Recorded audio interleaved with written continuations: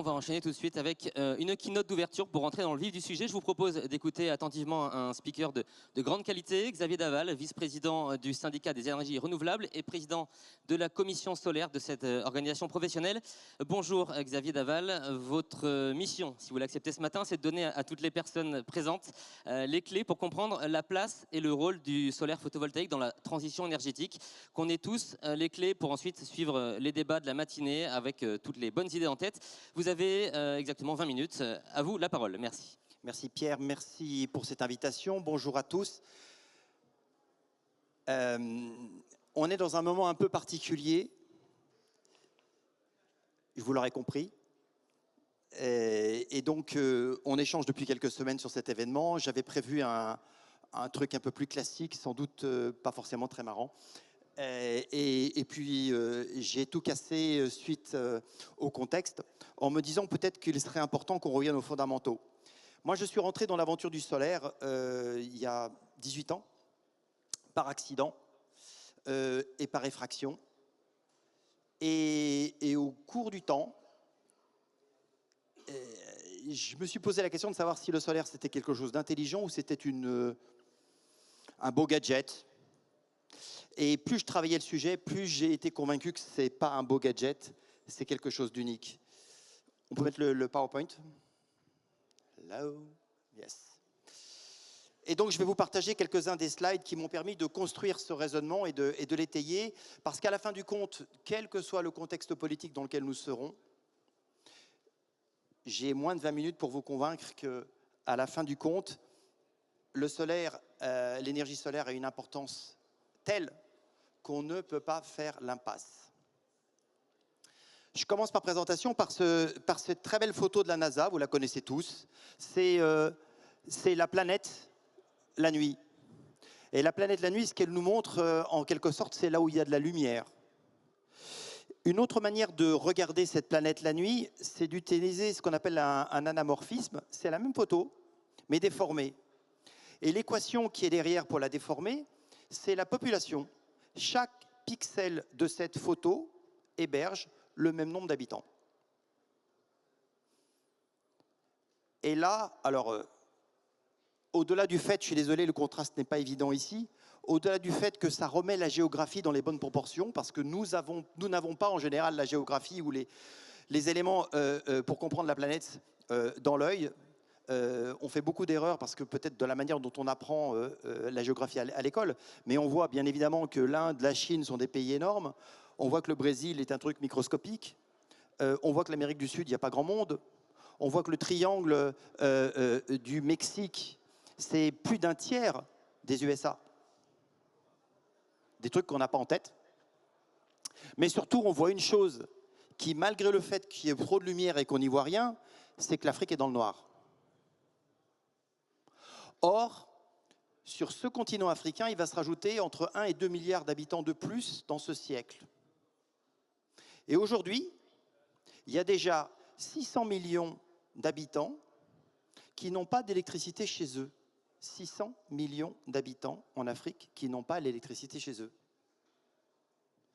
Et ça, j'allais dire, techniquement, ça s'appelle une bombe à retardement. 15 kilomètres nous séparent du continent africain par le détroit de Gibraltar. Or, l'énergie est au centre de tout. Pas d'énergie, pas d'activité économique, pas d'éducation, pas de santé. Et si on veut permettre au peuple africain de vivre chez lui, de se développer et de créer une économie, il faudra bien un vecteur énergétique. Et moi, je veux croire que peut-être que le solaire est un vecteur de paix. Mais ce n'est pas suffisant. En fait, depuis que l'homme est homme, le challenge de l'énergie a été quotidien. J'allais dire au temps des chasseurs-cueilleurs, les baies ou le morceau de mammouth, c'est de l'énergie. Très vite, quand on a voulu avoir un peu plus d'énergie que ce qu'on pouvait collecter soi-même, le meilleur moyen, c'était d'aller choper des bras. Ça s'appelle l'esclavage et ça a fonctionné pendant quelques années. C'était une bonne méthode de démultiplier les moyens à portée de main d'un être humain. Fort heureusement, on ne s'est pas limité à utiliser des bras et des jambes humaines, on a aussi utilisé les animaux. À quelques moments, on a essayé un petit peu de dompter la nature avec les moulins, les choses comme ça, mais ça reste excessivement modeste en termes de moyens. Et finalement, c'est l'arrivée du charbon qui va changer la donne. Et à partir du charbon, de la vapeur, puis du pétrole, pouf, c'est parti. On est les rois du monde. Tout est possible. L'homme a une puissance illimitée. La question, c'est que sur cette route qui file à l'infini, ça va continuer pendant combien de temps? En fait, on le sait déjà. Ça va s'arrêter, soit parce qu'on va tomber en panne d'essence, soit parce que ça va surchauffer. Je crois que tous les voyants sont en rouge et tout le monde est au courant. Ceux qui ne veulent pas le croire, enfin, il en existe encore. Hein. Il y a encore des platistes, donc j'imagine qu'on en a à la maison.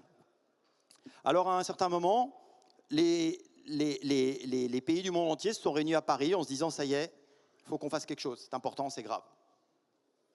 2,5 degrés maximum et on arrête tout. » Plein de belles intentions. Enfin, plein de belles intentions. Ça dépend avec qui. Mais concrètement, on voit bien qu'il y a eu cette prise de conscience. Il y a un avant, il y a un après. Mais ça ne suffit pas. En fait, quelles que soient les méthodes auxquelles on pourrait penser, on a tous envie de méthodes douces, une transition légère qui se ferait, machin. C'est pas vrai. La transition, elle va être violente et il faut décarboner et tout décarboner. Et à chaque fois qu'on substitue du carbone à d'autres sources, on fait un pas dans la bonne direction. À chaque fois qu'on continue à mettre du pétrole dans sa voiture, on fait un pas dans la mauvaise direction et on creuse la tombe de la planète.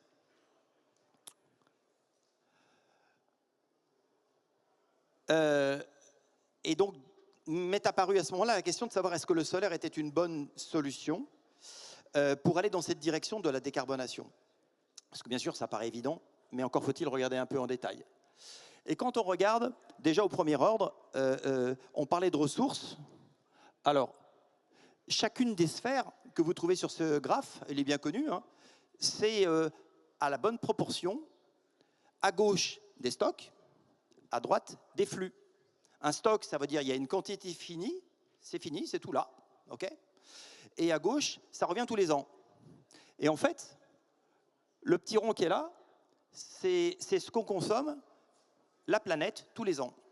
Donc il faut remplir le petit rond blanc, HEC, en allant taper dans chacun des stocks qui sont à gauche ou à droite. Dans un cas, ils se remplissent, dans l'autre cas, c'est fini. Alors, aujourd'hui, c'est bien, il y a plein de choses devant nous, on peut encore taper pendant quelques siècles, mais de toute façon, à gauche, c'est fini. Moralité, il faut plutôt se concentrer à droite. Et quand on regarde à droite, bah, bien sûr que la première des ressources qui nous saute aux yeux, c'est l'éolien. Hein. On s'aperçoit que les autres, il n'y a pas beaucoup de potentiel. Sauf le solaire. Le gros rond du centre, à l'échelle aussi. Et or, aujourd'hui, seulement on utilise pour produire de l'énergie électrique, seulement 6% vient du solaire, alors que c'est la première source d'énergie primaire au monde. Dommage. Un autre truc intéressant, c'est un papier du MIT qui fait une analyse sur trois champs. En haut, la ressource solaire, la quantité de surface terrestre disponible, la densité de population, et puis la quantité d'irradiance reçue sur l'axe qui nous intéresse. Si on fait dans un premier temps sur un axe est-ouest, qu'est-ce qu'on constate? Il y a plus de terre sur le continent asiatique, du côté de l'Asie, Europe-Asie, qu'en Amérique. Très bien, c'est facile. Et il y a plus de population là-bas, on le savait, Inde, Chine, etc. C'est une évidence. Et puis d'un point de vue est-ouest, vu que la Terre tourne autour du Soleil, il y a la même quantité partout, tout va bien. Si on fait la même analyse, par contre, dans une logique nord-sud, qu'est-ce qu'on constate? Il y a plus de terre à l'hémisphère nord qu'à l'hémisphère sud, point, très bien. Il y a plus de population autour de l'équateur. Pourquoi? Parce qu'on est tellement devenus fous qu'on oublie les principes de base. Les gens préfèrent vivre là où c'est plus facile de vivre, au bord des côtes, là on peut pêcher, on peut chasser, là où il fait bon, plutôt que d'aller vivre au pôle Nord ou je ne sais pas où. Donc il y a des fonctions naturelles qui ont induit la distribution de la population. Et il se trouve que, comme par hasard, c'est là où il y a le plus de monde qu'il y a le plus de soleil. Make sense? Et il se trouve que quand je compare les deux projets extrêmes que ma petite société Kilowattsol on a étudiés, le meilleur, il est dans le désert de l'Atacama, et le plus mauvais est en Finlande. Eh bien, le rapport de productible entre la Finlande et le Chili, c'est 3,3. Le projet chilien produit 3,3 fois plus d'électricité que le projet finlandais. Donnez-moi une autre source d'énergie primaire dont le spread mondial est 3,3. Vous pensez qu'avec le gaz de lac, on a 3 fois moins de gaz que les Russes? Vous pensez que le pétrole de la mer du Nord, c'est 3 fois moins que l'Arabie Saoudite? Est-ce que le Sahel a 3 fois moins d'eau que l'Égypte avec le Nil? C'est unique. Et encore une fois, si on a tous la même quantité d'énergie partout où on arrête de se foutre sur la gueule avec le voisin. Signe de paix. Ah non, il a sauté. Désolé. Mais encore une fois, voilà. Un autre critère qui est intéressant, c'est ce qu'on appelle l'Energy Return on Energy Invested. En fait, c'est pour dire que dans tout système, il faut de l'énergie pour le concevoir, le fabriquer, pour le construire, pour l'opérer, et puis éventuellement le démanteler. Et ce qui est intéressant pour un système qui produit de l'énergie, c'est de faire la différence entre tout ce qu'il a fallu pour le faire et l'exploiter, versus ce que ça produit à la fin, pour connaître le net. Et donc, on peut, comme ça, présenter sur un graphe les différentes sources d'énergie. Le pétrole, dans les années 30, c'est un rapport de 80. Avec un baril de pétrole, je sors 80 barils de pétrole. Extraordinaire. Et puis, premier choc pétrolier, années 70, ça commence à se calmer. Et puis, ça devient de plus en plus compliqué d'aller chercher du pétrole. Et aujourd'hui, on est aux alentours de 10. Ça ne veut pas dire que l'ancien pétrole, il ne continue pas à produire avec sa valeur initiale. Mais le nouveau pétrole qu'il faut rajouter, il faut aller le chercher plus loin, plus profond, plus cher. Je ne parle pas des nouveaux machins d'aujourd'hui qui ne payent pas leur énergie ou à peine. Alors bien sûr, ils sont économiquement rentables si on les défiscalise. On peut gagner de l'argent avec, mais ça n'a pas de sens. Et puis si on rajoute les autres énergies, voilà, on trouve un peu tout le monde. Désolé, je n'ai pas le droit de dire ça quand je suis vice-président du CER, mais certains biocarburants, aucun intérêt. Aucun intérêt. Mais j'ai pas le droit de le dire, donc je ne l'ai pas dit. On coupera au montage. Et puis à côté de ça, pendant très longtemps, le photovoltaïque était fabriqué à partir des rebuts de l'industrie électronique. Et donc il était là. Aujourd'hui, il est là. Et tous les ans, il remonte le courant, comme les saumons. Ça veut dire que dans une planète qui est en croissance, faut-il investir sur des solutions énergétiques qui sont déjà déclinantes ou dans les solutions énergétiques qui sont porteuses d'avenir? Tout le monde dit que le solaire sera la solution. En fait, quand on voit les études de l'IAE, le rapport du GIEC, etc., on dit c'est le vecteur énergétique, c'est le vecteur énergétique. Ce que je voudrais que vous compreniez, c'est que la messe est dite. The winner take it all. Le solaire va être le vecteur énergétique de ce siècle. Dernier rapport de l'Agence internationale de l'énergie, un peu compliqué à comprendre, je vous explique. Aujourd'hui, ce n'est pas grand-chose, mais en économie, ça s'appelle une courbe en S. Ça commence doucement, et ça monte et ça s'emballe. Et plus on met du solaire, plus on détruit les market shares des autres, et plus les autres deviennent chers, et plus le solaire devient pas cher et prend la place. Et à la fin du compte, en 2040, il sera devenu non pas le premier vecteur énergétique, non pas le premier vecteur électrique, mais le premier vecteur énergétique. Ce qu'il faut que vous arriviez à comprendre, c'est que cette industrie du solaire sera plus grosse que ce qu'est aujourd'hui l'industrie du pétrole. Vous avez une idée de la taille des boîtes comme Total, Exxon, etc., etc. Eh bien, c'est cette industrie qui est un tsunami économique qui arrive. Et moi, ce que je veux, c'est que dans mon pays, on comprenne que ce tsunami n'est pas une menace, il est une opportunité, il est une chance pour la planète, parce qu'il va faire du bien à la planète, mais il est une chance économique pour tous les citoyens français qui vont partir dans cette industrie. Et c'est ça le vrai message. Et pourquoi ce tsunami va s'emballer? Eh bien, juste parce qu'il est devenu la moins chère des solutions pour produire de l'électricité, et qu'on va décarboner beaucoup d'applications, et qu'on va électrifier beaucoup d'applications, et que donc si on électrifie, il faudra l'électricité, etc., etc., etc.